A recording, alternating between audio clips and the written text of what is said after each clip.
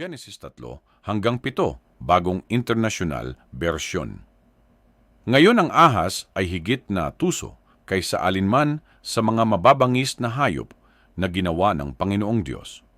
Sinabi niya sa babae, "Talaga bang sinabi ng Diyos, huwag kang kakain ng bunga ng alinmang puno sa hardin?" Sinabi ng babae sa ahas, "Maaari kaming kumain ng bunga mula sa mga punong kahoy sa hardin.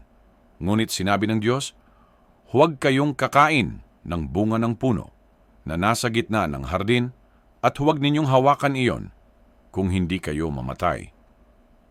Tiyak na hindi kayo mamamatay," ang sabi ng serpiente sa babae. "Sapagkat alam ng Diyos na kapag kumain kayo mula roon ay madidilat ang inyong mga mata at kayo ay magiging katulad ng Diyos na nakakakilala ng mabuti at masama." Nang makita ng babae na ang bunga ng puno ay mabuti sa pagkain at nakalulugod sa mata, at kanais-nais din para sa pagkakaroon ng karunungan, kumuha siya at kinain. Binigyan din niya ang kanyang asawa na kasama niya at kinain niya iyon. Nang magkagayoy, nabuksan ang mga mata nilang dalawa at nalaman nilang sila ay hubad. Kaya't sila'y nagtahi ng mga dahon ng igos at gumawa ng mga panakip para sa kanilang sarili. Dito gamitin mo ang iyong human detector, high security system sa iyong utak. Nakuha nila ang karunungan at sila mismo ang nagtahi ng kanilang pantakip sa kanilang kahubaran. Sa modern term natin ay ang mga gawaing kahiyahiyang.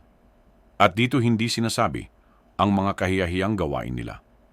Dito ang maliwanag na sinasabi ay ang karunungan na kukuha ng babae dahil tinuturo ng ahas sa kanya. Basahin pa natin sa 22. At sinabi ng Panginoong Diyos, "Ang tao ay naging katulad na natin ngayon na nakakaalam ng mabuti at masama. Hindi siya dapat pahintulutang iunat ang kaniyang kamay at kumuha rin ng mula sa puno ng buhay at kumain, at mabuhay magpakailanman." Dito gamitin uli ang iyong talino. Dito sinasabi na ang tao ay katulad na nila. At ang buhay na walang hanggang ang ayaw nagbibigay sa tao. Tibi basahin natin sa verse 23. "Kaya itinaboy siya ng Panginoong Diyos sa halamanan ng Eden upang magtanim ng lupa kung saan siya kinuha." Maliwanag na itinaboy ng Panginoon o pinalayas sila sa Eden dahil ayaw niya na makuha nila ang buhay na walang hanggan. Dito sinasabi na ang dahilan sa pagpalayas sa kanila dahil sa buhay ng walang hanggan. Verse 24. "Pagkatapos niyang itaboy ang lalaki, inilagay niya sa silangan ng halamanan ng Eden ang mga kerubin at isang nagniningas na tabak na kumikislap pabalik-balik upang bantayan ang daan patungo sa puno ng buhay." Ulitin ko dito, ang dahilan ay ang buhay na walang hanggan, kaya sila pinalayas sa Eden.